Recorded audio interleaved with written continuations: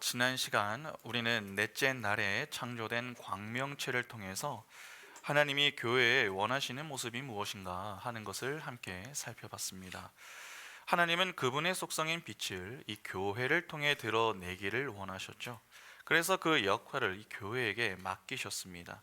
때문에 교회가 교회다울 때에 세상은 교회를 보면서 하나님의 하나님 되심, 즉 빛이신 하나님을 보게 된다라고 하였습니다. 그것이 바로 하나님의 영광입니다. 그러면 교회가 교회답기 위해서는 여러분 어떻게 해야 합니까? 참과 거짓을 분별하고 하나님의 말씀대로 순종하는 모습이 있어야 하며 선지자적인 사명을 감당해야 합니다. 그리고 세상에게 빛을 전해줄 수 있어야 합니다. 그러한 모습들로 가득한 교회가 하나님의 주권을 인정하는 교회요, 세상에서 빛과 소금의 역할을 감당하는 이 건강한 교회인 것입니다. 이렇게 넷째 날까지의 기사가 모두 끝이 났습니다. 이 오늘 본문은 다섯째 날과 여섯째 날에 창조가 된 새와 물고기 그리고 짐승들의 창조 기사입니다. 그런데 아마 어떤 분들은 이런 좀 궁금함이 드실지 모르겠습니다. 이 본문을 좀 왜 이렇게 어색하게 구분을 해 놓았는가 하는 것입니다. 오늘 읽은 부분은 다섯째 날과 여섯째 날의 이 절반에 해당합니다. 때문에 다섯째 날만 다루던가 아니면 인간의 창조까지 포함이 된 모든 여섯째 날을 다 포함하는 것이 적절한 것이 아닌가 하는 이 생각이 들 수 있다는 것이죠. 맞습니다. 사실 여섯째 날은 짐승만 창조가 된 것이 아니라 짐승 이후에 인간이 창조가 됩니다. 거기까지가 여섯째 날입니다. 그러나 이를 좀 구분해 놓은 것은 여러분 각각 좀 살펴볼 내용이 따로 있기 때문에 그렇습니다. 그래서 오늘은 다섯째 날과 여섯째 날에 창조가 된 새와 물고기, 짐승들을 보고 그 다음 주에 인간의 창조를 좀 살펴보려고 하는 것이죠. 그러면 일단 본문을 먼저 한번 보겠습니다. 창세기 1장 20절부터 25절 보시면 하나님이 이르시되 물들은 생물을 번성하게 하라. 땅 위 하늘의 궁창에는 새가 나르라 하시고 하나님이 큰 바다 짐승들과 물에서 번성하여 움직이는 모든 생물을 그 종류대로 날개 있는 모든 새를 그 종류대로 창조하시니 하나님이 보시기에 좋았더라. 하나님이 그들에게 복을 주시며 이르시되 생육하고 번성하여 여러 바닷물에 충만하라. 새들도 땅에 번성하라 하시니라. 저녁이 되고 아침이 되니 이는 다섯째 날이니라.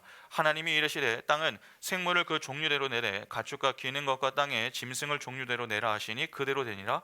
하나님이 땅의 짐승을 그 종류대로 가축을 그 종류대로 땅에게는 모든 것을 그 종류대로 만드시니 하나님이 보시기에 좋았더라. 여기 보면은 하나님은 다섯째 날에는 새와 물고기를 창조하시고 이 여섯째 날에는 짐승을 창조했습니다. 그런데 방금 읽은 이 내용에서 우리의 좀 이목을 끄는 그러한 내용이 좀 있죠. 여러분 22절을 다시 한번 보시기 바랍니다. 22절 보시면 하나님이 그들에게 복을 주시며 이르시되 생육하고 번성하여 여러 바닷물에 충만하라. 새들도 땅에 번성하라 하시니라. 하나님이 새와 물고기를 창조하시고 지금 무엇을 주셨다고 합니까? 복을 주셨다라고 합니다. 여기 복으로 번역이 된 이 히브리어 단어가 우리가 잘 알고 있는 바라크입니다. 바라크. 인간은 모두 복을 좋아하죠.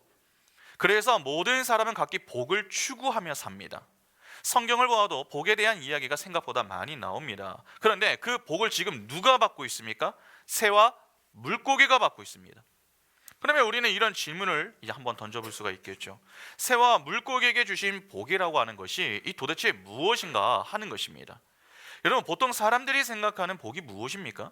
사람들이 생각하는 복 무엇이죠? 남들보다 상대적으로 우위에 서는 것. 예를 들어서 친구보다 성적에서 좀 앞서는 것, 남들보다 돈을 좀 더 많이 벌어서 부자가 되는 것, 내 소원이 성취가 되는 것, 내 문제가 해결이 되거나 내가 싫어하는 어떠한 상황이 생기지 않는 것, 뭐 그러한 것들이죠. 그러면 하나님은 새들에게 그러한 복을 주신다는 말입니까? 새와 물고기를 부자로 만들어 주시며 또 어떤 소원을 이루어 주신다, 그러한 말입니까?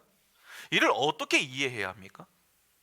22절 하반절을 조금 유의해서 보시면 하나님이 그들에게 주신 복의 내용이 나오죠. 생육하고 번성하여 물과 땅에 충만하라. 바로 이것입니다. 이는 풍요와 관련이 된 내용입니다. 창세기를 보면 하나님이 복을 주실 때면은 항상 이 내용이 뒤에 붙어 나옵니다. 창세기 1장 28절 보시면 하나님이 그들에게 복을 주시며 하나님이 그들에게 이르시되 생육하고 번성하여 땅에 충만하라, 땅을 정복하라, 바다의 물고기와 하늘의 새와 땅에 움직이는 모든 생물을 다스리라 하시니라. 창세기 8장 17절에 너와 함께한 모든 혈육 있는 생물 곧 새와 가축과 땅에 기는 모든 것을 다 이끌어내라, 이것들이 땅에서 생육하고 땅에서 번성하리라 하시매. 창세기 12장 2절에 내가 너로 큰 민족을 이루고 내게 복을 주어 내 이름을 창대하게 하리니 너는 복이 될지라. 인간의 창조 때에도, 노아 때에도, 아브라함 때에도 하나님은 복으로 풍요를 약속하십니다. 이에 적지 않은 분들이 하나님은 풍요를 복으로 주시는 분이시다, 그렇게 오해를 합니다. 분명 하나님은 풍요를 복으로 주시는 분이 맞습니다. 그러나 그 풍요가 어떤 풍요인가 하는 것을 바르게 아셔야 합니다. 하나님이 주시는 풍요는 세상적인 풍요가 아닙니다. 하나님이 말씀하시는 풍요는 하나님으로부터 피조물에게 부어지는 하나님의 생명력입니다. 그러니까 우리가 생각하는 이 복의 개념과 성경이 말하는 복의 개념은 완전히 다른 것이죠. 그러면 하나님이 주시는 복은 결국 무엇입니까? 하나님의 생명입니다. 그러니까 지금 하나님은 새와 물고기들에게 하나님의 생명을 복으로 주신 것입니다. 그러니까 하나님은 그분의 생명을 공급하시며 명령하시는 것이죠. 생육하고 번성하여 땅과 바다에 충만하라, 그렇게 말입니다. 그 명령에 새들과 이 물고기들이 지금까지 그 명령을 충실히 지키고 있는 것입니다. 여러분 잘 아시다시피 새들과 물고기들의 이 번식력은요 상당히 뛰어납니다. 물고기의 알을 한번 생각해 보시기 바랍니다. 한 번에 알을 낳을 때 얼마나 많은 알을 낳습니까? 번식력이 상당합니다. 때문에 그냥 물고기를 그냥 바다에 방치해 놓으면은 바다는 물고기로 가득할 수밖에 없는 것이죠. 이는 새들도 똑같습니다. 그런데 놀라운 사실이 무엇인 줄 아십니까?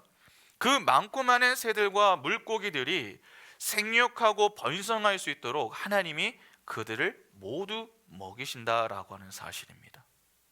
시편 104편 24절부터 28절 보시면 여호와여 주께서 하신 일이 어찌 그리 많은지요. 주께서 지혜로 그들을 다 지으셨으니 주께서 지으신 것들이 땅에 가득하니이다. 거기에는 크고 넓은 바다가 있고 그 속에는 생물 곧 크고 작은 동물들이 무수하니이다. 그곳에는 배들이 다니며 주께서 지으신 리워야단이 그 속에서 노나이다. 이것들은 다 주께서 때를 따라 먹을 것을 주시기를 바라나이다. 주께서 주신즉 그들이 받으며 주께서 손을 펴신즉 그들이 좋은 것으로 만족하다가.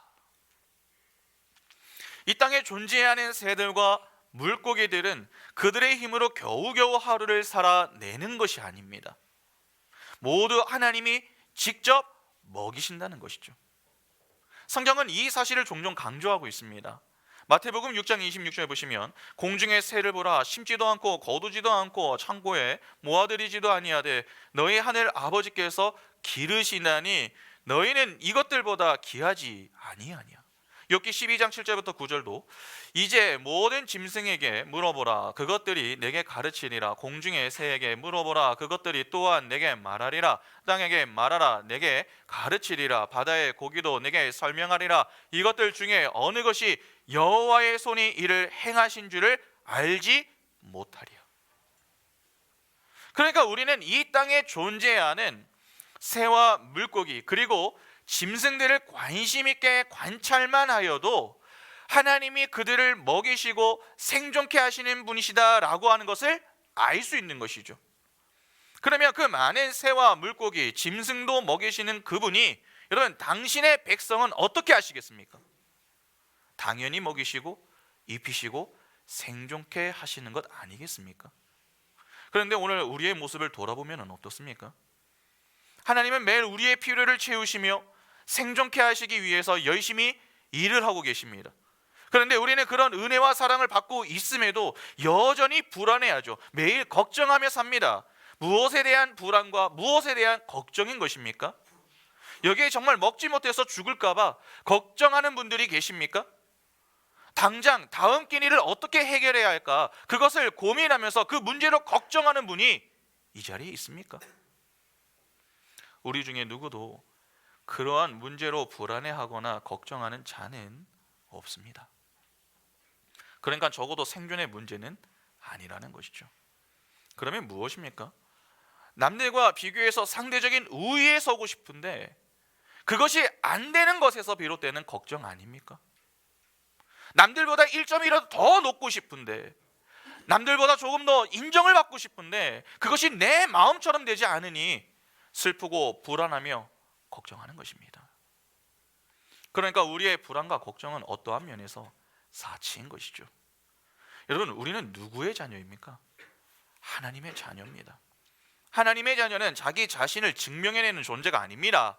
도리어 하나님의 하나님 되심을 증거하는 자들입니다. 그 일을 하는데 필요한 양식은 하나님이 다 제공하십니다. 하나님이 우리를 불러 그분의 일에 동참시킬 때에 그분은 모든 것을 다 준비해 놓으셨습니다. 아무 준비 없이 일을 시키는 게 아닙니다. 모든 것을 다 준비해 놓고 부르시는 것이죠. 여러분, 왜 다 준비해 놓는 줄 아십니까? 우리가 겁이 많고 걱정이 많은 존재임을 너무나도 잘 아시기 때문에 그렇습니다. 그러니까 걱정하지 말라고 그 모든 것을 다 준비해 놓으시는 것이죠. 그럼에도 불구하고 우리는 여전히 걱정합니다. 왜 걱정하는 것입니까? 하나님이 준비해 놓으신 것에는 별로 관심이 없기 때문에 그렇습니다. 하나님이 준비하신 것이 아닌 그 외에 다른 것에 관심이 너무나도 많기 때문에 걱정을 하는 겁니다. 다시 말해서 엉뚱한 욕심, 즉 내가 내야 할 욕심이 아니라 내고 싶은 욕심을 내고 있기 때문에 매일 걱정하며 산다는 것입니다. 그러나 기억하시기 바랍니다. 하나님은 우리가 상상할 수도 없는 새들과 물고기들까지도 먹이시고 입히시며 생존케 하시는 전지전능하신 분이십니다. 자, 졸음이 좀 오는 것 같은데 성은아, 자, 잠을 조금 깨고. 그분이 우리를 먹이십니다. 그리고 그분이 우리를 입히십니다. 그분이 우리를 생존케 하십니다. 지금 1차 수신자인 이스라엘이 지금 어디에 있습니까? 광야에 있습니다. 그들은 약 40년 동안 광야 생활을 했습니다. 광야는 아무것도 없는 곳이죠. 그런데 그런 곳에서 그들이 먹지 못해 죽었다, 그러한 내용이 있습니까? 마실 물이 없어서 죽었고 먹을 양식이 부족해서 영양실조로 죽었다, 그러한 기사가 단 한 곳이라도 나옵니까? 없습니다. 그들이 광야에서 죽은 것은 물이 부족하고 음식이 부족해서가 아니었습니다. 40년 동안 하나님은 그들의 먹거리를 다 준비해 놓으셨습니다. 그러나 그럼에도 불구하고 그들이 광야에서 죽었던 것은 그 모든 것을 준비해 놓으신 하나님을 향한 믿음이 없었기 때문이었습니다. 오늘 우리 역시 똑같습니다. 오늘 우리를 죽이는 것이 무엇입니까? 세상 것들의 부족 때문입니까? 아닙니다. 하나님을 향한 믿음 없음이 우리를 죽이는 것입니다. 때문에 성도는 세상에서 자꾸 눈을 돌려야 합니다. 하나님이 아닌 세상을 바라보면 하나님이 준비하신 것이 안 보입니다. 그러면 자꾸 상대적으로 부족한 자신이 초라해 보이는 것이죠. 이에 주눅이 들고 우리 입술에는 불평이 계속 나오게 되는 것입니다. 아닙니다. 우리가 보아야 할 것은 세상이 아니라 하나님입니다. 하나님을 보아야 내게 부족함이 없음을 느끼고 그 속에서 평안을 되찾게 되는 것입니다. 그 사실을 아는 자들은 절대 하나님께 불평하지 않습니다. 오히려 하나님의 전능함을 찬미하는 것이죠. 그래서 다윗이 뭐라고 고백합니까? 여호와는 나의 목자시니 내게 부족함이 없습니다. 그것이 바로 우리의 인생이어야 한다는 것입니다. 하나님은 새들과 물고기를 다 먹이시는 분이십니다. 그런데 성경을 잘 보면 그 하나님은 바다와 땅에게도 명령을 하십니다. 창세기 1장 20절과 24절을 잠깐 보겠습니다. 창세기 1장 20절에 하나님이 이르시되 물들은 생물을 번성하게 하라. 땅 위 하늘의 궁창에는 새가 나르라 하시고, 창세기 1장 24절에 하나님이 이르시되 땅은 생물을 그 종류대로 내되 가축과 기는 것과 땅의 짐승을 종류대로 내라 하시니 그대로 되니라. 하나님은 물과 하늘과 땅에게 명령을 하십니다. 우리는 명령이 인격이 있는 존재에게만 해당되는 줄 알지 않습니까? 그러나 하나님의 명령은요, 무생물에게도 주어집니다. 그리고 그 말씀은 그대로 실현이 됩니다. 바다가 하나님의 명령을 받았습니다. 그때부터 지금까지 바다는요, 염도를 일정하게 유지하고 있습니다.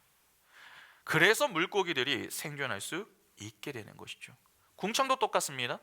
궁창은 하나님의 명령을 받은 이후에 새들이 잘 날아다닐 수 있도록 최적의 환경을 유지하고 있습니다. 이는 땅도 동일하죠. 이렇게 하나님의 말씀은 그대로 능력이 되어 지금까지 실현되고 있습니다. 여러분, 모든 만물이 태초에 하나님이 말씀으로 정하신 그 법칙대로 움직이며 존재하고 있습니다. 하나님의 목적이 완성이 될 때까지 만물이 존속해야 하기 때문에 그 만물이 생존하고 유지되는데 필요한 하나님의 명령은 지금까지 지켜지고 있는 것입니다. 아마도 연어를 좀 잘 아실 겁니다. 연어. 여러분, 알래스카 연어 아시죠? 알래스카 연어. 이 알래스카 연어는 태어나서 태평양이나 다른 곳에서 이렇게 살다가 때가 되면은 자기 고향으로 다시 돌아옵니다. 알을 낳기 위해서 돌아오는 것이죠. 그래서 수많은 연어들이 상류로 올라가면서 이 몸에 상처가 나기도 하고 또 거기에 곰들이 이렇게 있는데 그 곰들에 의해서 잡혀 죽기도 하는 그러한 영상을 아마도 보신 일이 있으실 겁니다. 수많은 난간이 그들을 기다리고 있습니다.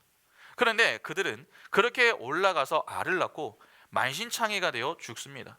그러면 하루에 새끼들이 그 죽은 어미의 몸을 영양분으로 삼아가지고 다시 다른 곳으로 떠나죠. 그리고 그렇게 갔던 그들이 다시 돌아와 알을 낳고 새끼들의 먹이가 됩니다. 누가 시키지도 않았는데 그렇게 사는 연어의 모습을 보면 좀 신기하지 않으십니까? 그 모든 것을 누가 정해놓으신 것입니까? 하나님이 정해놓으신 것입니다. 그 법칙에 따라 물고기나 새나 짐승들이 살고 있는 것입니다. 그래서 그들은 무엇을 먹을까? 무엇을 입을까? 그런 것들을 전혀 걱정하지 않습니다. 성경을 읽어보면 그 어디에서 새들이 먹는 것 때문에 고민했다 하는 내용은 나오지 않습니다. 그들은 모두 창조가 된 이후에 하나님이 하신 명령대로 움직였습니다. 그 모든 것을 본능으로 심어 놓으신 것이죠. 그래서 새와 물고기 그리고 짐승들은 그 본능을 통해 하나님의 질서에 따라 살 뿐인 것입니다. 여러분, 동물들은요, 아무리 배가 고파도 몸이 좋지 않으면 먹이를 안 먹습니다. 만일 맹수를 양떼에 풀어 놓는다고 해도 그들은 한 끼의 식사가 될 수 있는 한 마리를 잡으려고 하는 것이지 며칠 동안 먹을 양식을 미리 준비해 놓지 않습니다. 그런데 유독 인간만 그렇지 않습니다. 죄로 타락한 죄인들은 내가 먹지 못해도 남이 못 먹게 자꾸 모아 놓으려고 합니다. 그리고는 뭐라고 이야기합니까? 나중에 먹으면 되지. 그렇게 스스로 합리화하는 것입니다. 성경에 이를 잘 보여주는 사건이 하나 있습니다. 바로 민수기 11장에 나오는 메추라기 사건입니다. 이스라엘이 자꾸 이 고기 타령을 하니까 하나님이 그들에게 메추라기 떼를 보내주셨습니다. 그런데 그때 그들이 보인 반응을 한번 보시기 바랍니다. 민수기 11장 31절부터 35절 보시면 바람이 여호와에게서 나와 바다에서부터 메추라기를 몰아 진영 곁 이쪽 저쪽 곧 진영 사방으로 각기 하루길 되는 지면 위 두 규빗쯤에 내리게 한지라. 백성이 일어나 그날 종일 종야와 그 이튿날 종일토록 메추라기를 모으니 적게 모은 자도 10호멜이라. 그들이 자기들을 위하여 진영 사면에 펴두었더라. 고개가 아직 이 사이에 있어 씹히기 전에 여호와께서 백성에게 대하여 진노하사 심히 큰 재앙으로 치셨으므로 그곳 이름을 기브롯 핫다와라 불렀으니 욕심을 낸 백성을 거기 장사함이었더라. 백성이 기브롯 핫다와에서 행진하여 하세롯에 이르러 거기 거하니라. 방금 읽은 이 구절 가운데 여러분 32절을 잘 보면은 호멜이라고 하는 말이 나옵니다. 호멜. 이 한 호멜은요 2.2리터 정도가 되는 양입니다. 하나님이 메추라기 떼를 보내셨습니다. 그런데 그때 적게 모은 자가 몇 호멜을 모읍니까? 10호멜을 모읍니다. 여러분, 한 호멜이 아까 몇이라 그랬죠? 2.2리터. 그러면 10호멜이 되면 어떻게 되겠습니까? 22리터 정도의 엄청난 양을 모은 것입니다. 하나님이 그들의 요구에 따라서 고기를 보내주셨습니다. 그러나 그들은 고기를 보내주신 하나님에게는 관심이 없었습니다. 한 끼의 양에 만족하는 게 아니라 어떻게든 남들보다 더 많이 모으기에 급급했습니다. 그렇게 탐욕에 그들은 눈이 멀어 있었던 것이죠. 그 결과 하나님이 그들에게 진노하시며 재앙을 내리셨습니다. 그리고 그곳 이름을 기브롯 핫다와라고 부르게 하시죠. 이는 욕심을 낸 자들의 무덤이라는 말입니다. 그것이 죄로 타락한 여러분 인간의 모습입니다. 죄인은 모두 탐욕과 탐심을 갖고 있습니다. 그런데 문제는 그 탐욕은 끝이 없다는 사실이죠. 그러니까 모든 죄인은 탐욕에 눈이 먼 상태로 매일을 살아가고 있는 것입니다. 그래서 지금까지 사건 사고가 끊이지 않고 연일 문제들이 발생하는 것입니다. 죄로 타락한 인간의 범죄는 매우 심각한 문제를 일으켰습니다. 죄를 지으면 여러분 스스로에게만 해가 되는 게 아니라 남에게도 해가 가해집니다. 인간의 범죄가 그러합니다. 인간의 죄로 인해 바다와 땅과 궁창까지도 저주를 받게 했습니다. 이에 그곳에 사는 새들과 물고기들과 짐승들까지 피해를 입게 된 것이죠. 인간이 범죄를 하자 하나님은 땅을 저주하셨습니다. 그래서 땅이 여러분 무엇을 내기 시작합니까? 가시와 엉겅퀴를 내기 시작했습니다. 여러분 장미 잘 아시죠? 장미를 보면 장미에 뭐가 있습니까? 가시가 있잖아요. 여러분 죄가 들어오기 이전에는 장미에 가시가 없었습니다. 그런데 인간의 타락으로 인해 저주를 받아 그 모습이 뒤틀리게 된 것입니다. 그리고 땅이 원래 가지고 있던 생산력도 떨어졌습니다. 그래서 인간은 땀을 흘리며 농사를 아무리 잘 지어도 원하는 만큼의 이 소산이 나오지 않는 것이죠. 그건 역시 하나님의 저주였습니다. 왜냐하면 모든 창조물이 하나님의 백성을 위한 것이었고 하나님의 백성들은 그 만물을 잘 다스려야 했습니다. 그리고 하나님의 백성들과 그 만물이 성령 안에서 하나가 되어 하나님의 영광을 드러내야 했습니다. 그러나 하나님과 만물의 중보자로 서 있던 이 인간이 타락을 하여 모든 만물이 함께 저주를 받게 된 것입니다. 그래서 노아의 홍수 때에 인간의 죄로 비가 내렸음에도 불구하고 모든 만물이 함께 죽게 된 것입니다. 그러니까 다른 피조물들이 인간을 볼 때에 얼마나 이 원망이 되겠습니까? 인간은 타락을 통해 하나님이 주신 지배권을 상실했습니다. 인간 때문에 다른 피조물들이 이 저주를 받았습니다. 그러니 그들이 인간의 다스림에 복종을 하겠습니까? 안 합니다. 그래서 인간들이 지배를 해야 하는 그 짐승들에게 인간이 잡혀먹는 일들이 생겨나는 것입니다. 하나님은 바로 그 무질서를 다시 질서로 세우시는 것이죠. 그것이 바로 하나님의 나라입니다. 그런데 창세기를 보면 잠시 이 모형을 보여준 때가 있었습니다. 노아의 홍수 사건 때입니다. 무질서의 세계는 모두 저주의 물에 빠져 죽어버리고 질서의 세계가 이 회복이 되는 모형이 바로 방주였습니다. 여러분 그 방주안을 잘 한번 생각해 보시기 바랍니다. 방주에는 노아의 식구만 있었던 것이 아니죠. 그 안에는 동물들도 함께 있었습니다. 그런데 그 배에서 신기하게도 여러분 싸우지 않고 평화롭게 지냈습니다. 그들의 먹이는 노아에 의해서 공급이 되었습니다. 다스림이 회복이 된 그림인 것이죠. 노아는 방주 안에 있는 동안에 그 속에 있는 짐승들을 다스리고 보호하고 지켜주었던 것입니다. 그것이 바로 태초에 인간에게 주어졌던 역할이었던 것이죠. 그런데 인간의 타락으로 그 질서가 깨진 것입니다. 그러나 인간의 타락으로 많은 부분이 훼손되었으나 인간을 제외한 모든 만물은 하나님이 정하신 법칙과 질서에 따라 성실히 움직이고 있습니다. 따라서 우리는 새와 물고기와 짐승과 자연을 통해서 우리의 타락한 실존과 하나님의 위대함을 배워야 하는 것입니다. 태초부터 지금까지 하나님의 법칙에 따라 사는 그 자연을 보면서 우리는 부끄러움을 느낄 수 있어야 한다는 것이죠. 그리고 오늘 본문 25절을 보시면 여러분 하나님은 짐승들을 종류대로 지으셨다라고 하는 말이 자꾸 반복해서 나옵니다. 왜 성경은 종류대로라고 하는 이 말을 반복하는 것일까요? 하나님은 창조 이후에 인간들이 하나님의 창조를 어떻게 왜곡할지 이미 다 알고 계셨던 것입니다. 종류대로라고 하는 이 단어는 종과 종이 섞여서 대진화가 일어난다는 진화론을 반박하는 중요한 이 단어가 됩니다. 물론 당시 모세가 이를 염두하고서 이 내용을 기록했던 것은 아닙니다. 모세와 이스라엘의 관심은 창조론이냐 진화론이냐 하는 것이 아니다라고 말씀을 드렸죠. 다만 그가 기록한 이 내용을 통해서 부수적으로는 우리가 충분히 그 내용을 생각해 볼 수 있다는 것입니다. 하나님은 물고기와 새와 짐승들을 처음부터 종류대로 창조하셨습니다. 하나님은 새와 물고기와 짐승들을 종류대로 창조하셨기 때문에 어떤 생물도 자기 종의 한계를 벗어날 수가 없는 것입니다. 그 말은 절대 어류가 양서류가 되고 양서류가 파충류가 되는 식의 대진화는 일어날 수 없음을 보여주는 것입니다. 하나님은 종류대로 그 모든 것을 만드셨습니다. 그리고 마지막에 그것을 보시기에 좋았다, 그렇게 말씀을 하시죠. 하나님이 보시기에 좋았다라고 말씀하신 것은 하나님의 말씀대로 정확하게 움직이고 있었기 때문입니다. 그곳은 너무나도 좋은 곳이었습니다.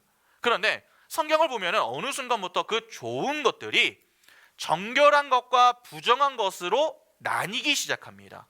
창세기 7장 1절부터 3절 보시면, 여호와께서 노아에게 이르시되 너와 내 온 집은 방주로 들어가라. 이 세대에서 내가 내 앞에 의로움을 내가 보았음이니라.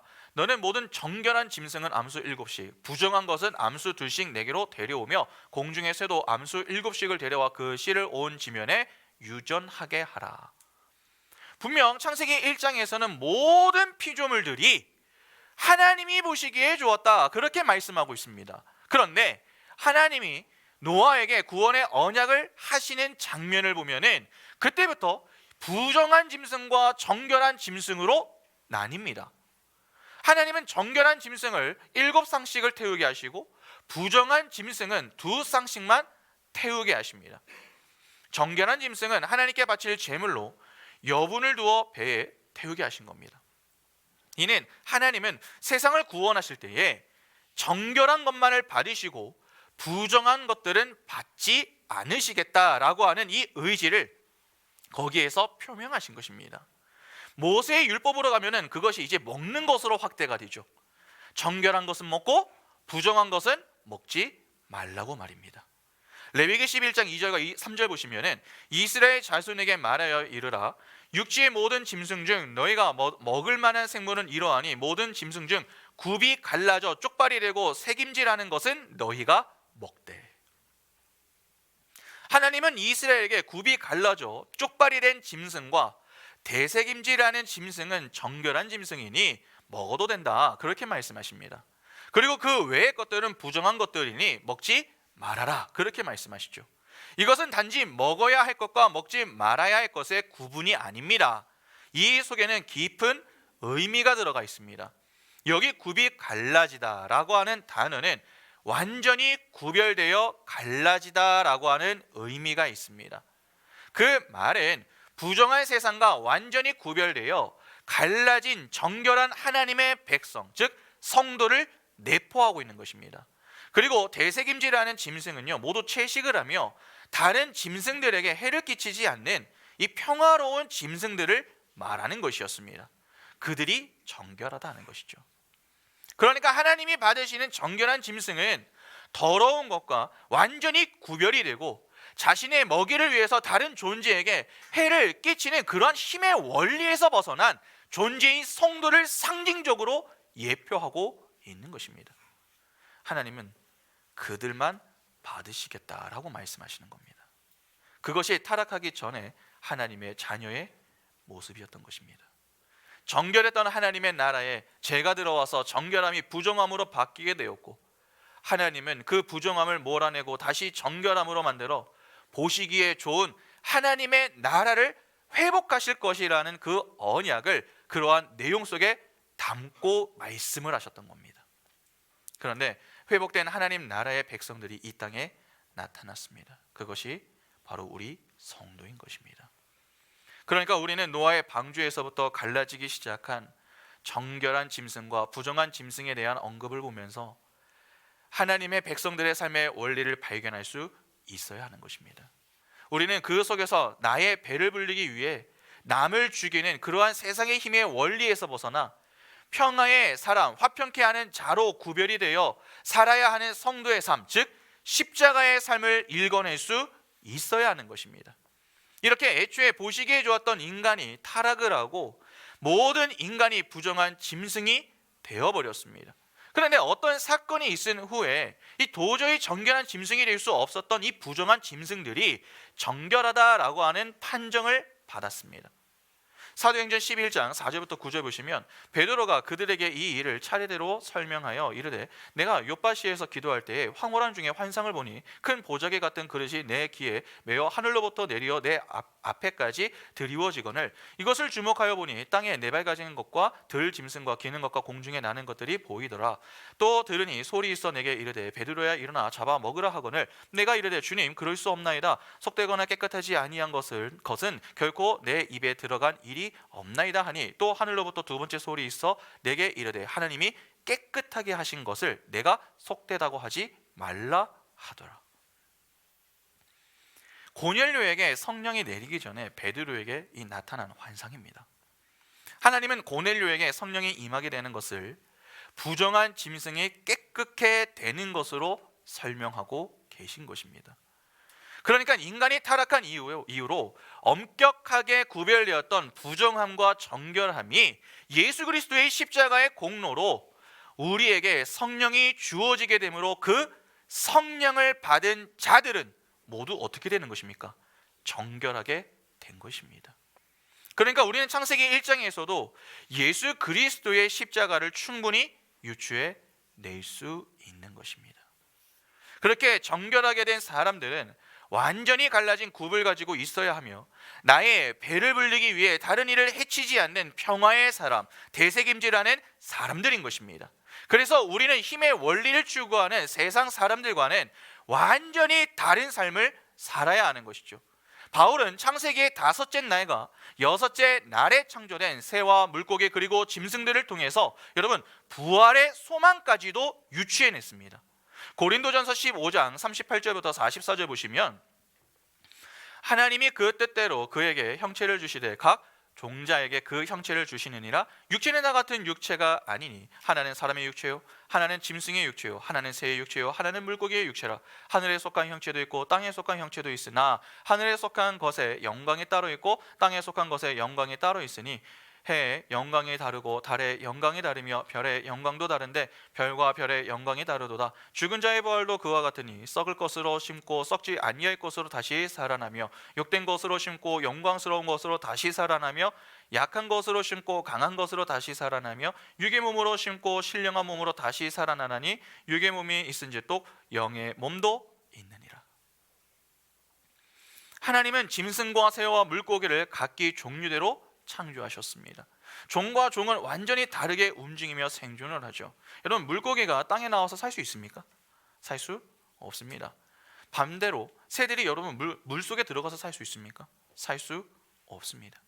바울은 하나님이 그렇게 사람과 짐승과 물고기와 새들을 종류대로 다르게 지으신 것처럼 부활한 성도들도 완전히 다른 삶을 살 수밖에 없다라고 하는 것을 강조하는 것입니다. 성경이 말하는 것은 단지 여러분 어떤 몸의 문제를 거론하는 게 아닙니다. 부활한 우리의 몸이 지금 우리가 입고 있는 이 육신과 어떻게 무엇이 다를 것인가 그걸 지금 설명하고 있는 게 아닙니다. 우리는 두 번째 부활의 날을 기다리고 있죠. 그러나 이미 첫 번째 부활에 참여한 사람들입니다. 우리는 죄와 허물로 죽었던 자들이었습니다. 그런데 하나님의 은혜로 살아난 자들입니다. 많은 사람들이 부활의 몸에 대해서 관심이 많은데 여러분 그건 그렇게 중요하지가 않습니다. 부활한 사람들은 어떠한 삶을 살게 되는가 그게 더 중요합니다. 어떤 몸을 갖게 되었느냐 그것은 부차적인 문제입니다. 바울은 바로 그 부활한 자들의 삶의 이 내용에 대해 이야기를 하고 있는 겁니다. 우리는 세상이 추구하는 성공주의, 물질주의, 합리주의와 같은 세상의 힘에서 벗어나 그와는 정반대의 삶인 십자가의 삶으로 이 세상을 살아야 하는 부활한 자들인 것입니다. 본문은 바로 이러한 내용을 지금 우리에게 교훈하고 있는 것이죠. 그러면 이제 우리에게 이 내용을 한번 좀 적용해 보겠습니다. 여러분 여전히 오늘날 많은 사람들이 복을 추구하며 살고 있습니다. 성경은 복을 분명 교훈하고 있습니다. 때문에 우리가 복을 추구하고자 하는 것은 잘못된 게 아닙니다. 우리는 복을 기대하고 좋아해야 합니다. 남자가 여자를 좋아하고 여자가 남자를 좋아하는 것이 이상한 것입니까? 아닙니다. 오히려 좋아하지 않는다면 그게 이상한 것이죠. 여러분, 그러나 좋아함을 넘어서 밝히는 것은 좀 문제가 될 수 있습니다. 오늘날 우리의 문제는 복을 추구하는가의 여부가 아닙니다. 잘못된 복을 추구하고 있다라고 하는 것이 문제입니다. 하나님은 자기 백성에게 복을 주시기를 기뻐하시는 분이십니다. 그런데 그분이 주시는 복은 무엇입니까? 하나님의 생명력입니다. 하나님의 생명을 주시는 이유는 간단합니다. 그 생명을 통해 생명을 나누어 주게 하기 위함 때문입니다. 생명은 또 다른 생명을 낳습니다. 그래서 요한복음 10장 10절은 이렇게 말씀하죠. 도둑이 오는 것은 도둑질하고 죽이고 멸망시키려는 것뿐이요 내가 온 것은 양으로 생명을 얻게 하고 더 풍성히 얻게 하려는 것이라. 성도에게 여러분, 최고의 복은 하나님을 소유하는 것입니다. 그것이 진짜 생명을 소유하는 일이며, 그 생명을 소유할 때에 우리는 다른 이에게 생명을 전해줄 수 있게 되는 것입니다. 여러분, 내 안에 생명이 없는데 어떻게 남에게 생명을 줍니까? 그러니까 생명을 전해주기 위해서는 적어도 누가 생명을 갖고 있어야 됩니까? 내가 생명을 갖고 있어야 하는 것입니다. 이를 위해서 하나님은 모든 것을 준비하셨고 그 자리로 우리를 인도하시는 겁니다. 하나님은 우리 인생에 결코 세상의 성공이나 풍요를 약속하지 않으십니다. 그러니까 예수 믿으면 만사형통하게 된다, 예수 믿으면 모든 질병이 낫는다, 예수 믿으면 성공한다 하는 고지론이나 신비주의, 기복주의와 같은 미혹에 빠지시면 안 됩니다. 오히려 우리는 예수를 믿는 그 순간부터 크고 작은 고난을 당할 때가 더 많습니다. 하나님이 왜 그렇게 우리를 그런 자리로 인도하시는 줄 아십니까? 더 큰 복을 주기 위해서입니다. 생각해 보시기 바랍니다. 지금 이스라엘은 광야에 있습니다. 그들이 애굽에서 나올 때 기대했던 것은 광야가 아니었습니다. 가나안 땅이었습니다. 실제 가나안 땅까지 여러분 거리를 보면은 조금만 가면 한 일주일 정도? 그 정도만 가면은 충분히 갈 수 있는 거리입니다. 그러나 하나님은 그렇게 멀지 않은 그 가나안까지 무려 40년 동안 광야에 넣어두시고 자꾸 뺑뺑뺑뺑뺑뺑 돌게 만드시죠.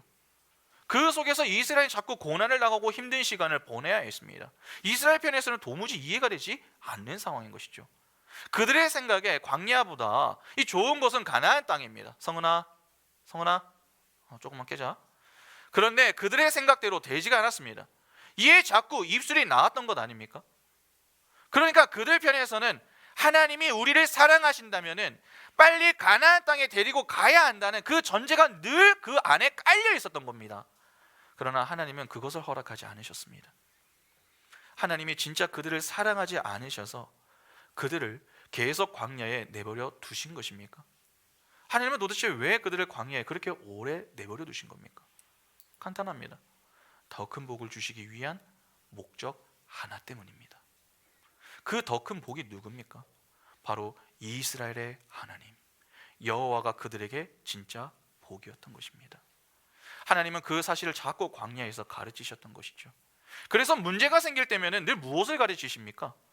다음부터 또 이렇게 하면 혼난다, 그것을 가르치셨던 것이 아니었습니다. 내가 여호와 너희의 하나님인 줄을 알아라 하는 것이었습니다.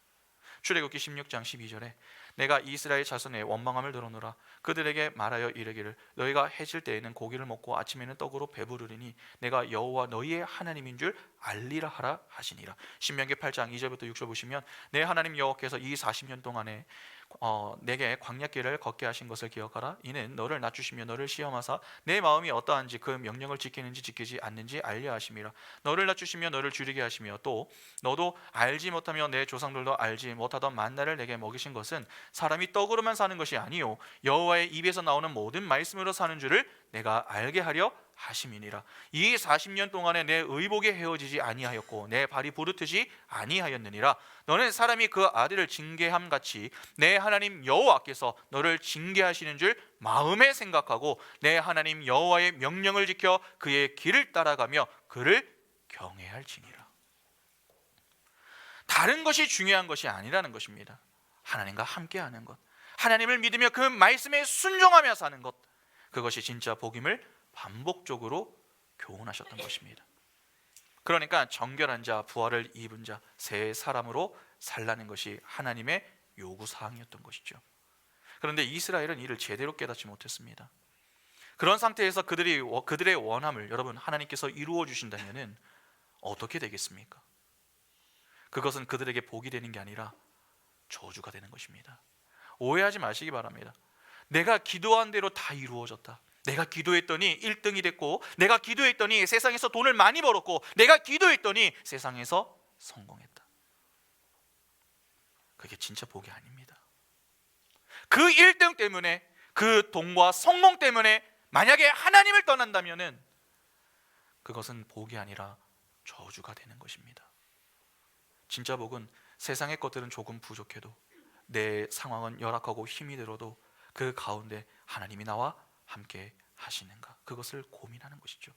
내가 아픈 병에 걸렸어도, 내가 이 돈이 남들보다는 조금 부족해도, 내 문제가 아직 해결이 안 되었어도 하나님께서 왜 나에게 이러시느냐, 그렇게 불평하지 않고 도리어 하나님의 뜻이 무엇인지 나는 알 수 없지만 그럼에도 하나님의 뜻을 헤아리고 그 뜻을 따라 내가 믿음으로 살겠습니다, 그렇게 고백하며 하나님을 나의 하나님이라 여기며 사는 사람이 여러분 진짜 복을 받은 자인 것입니다.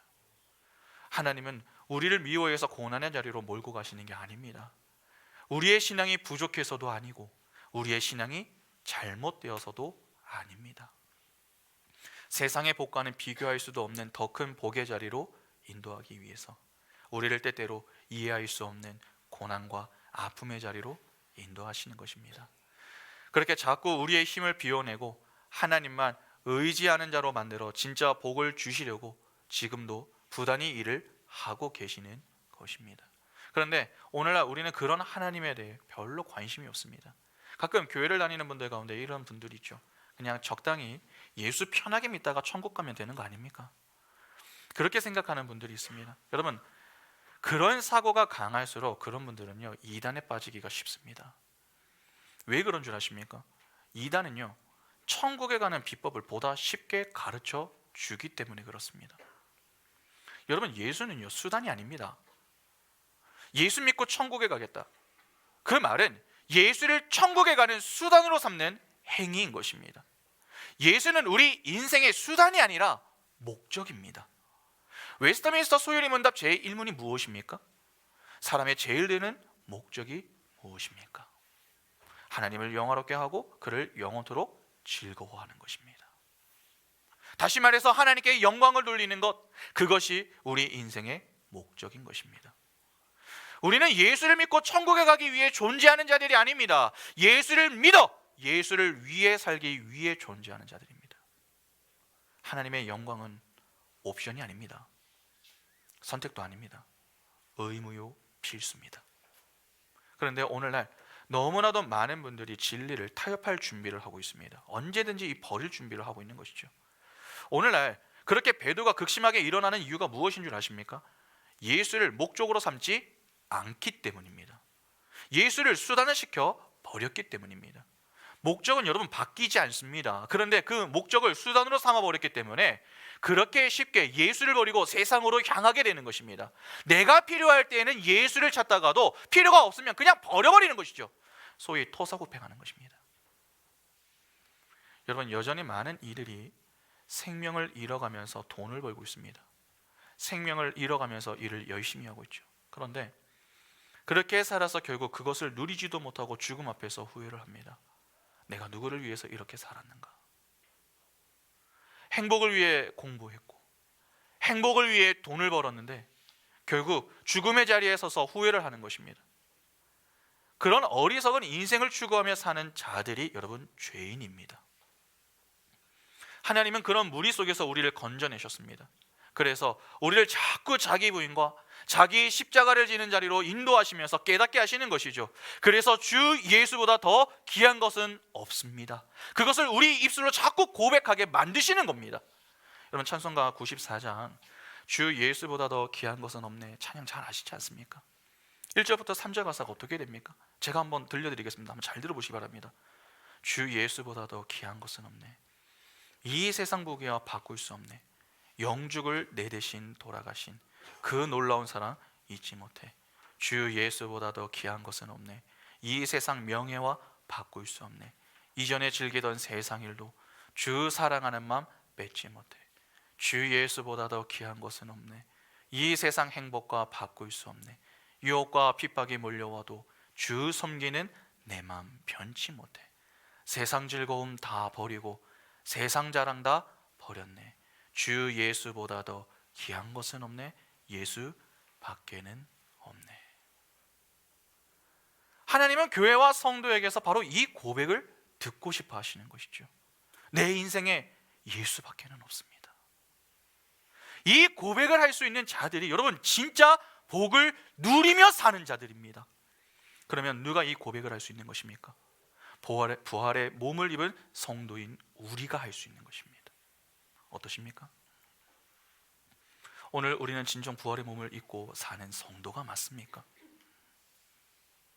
우리 입술에 이 고백이 진정 가득하십니까?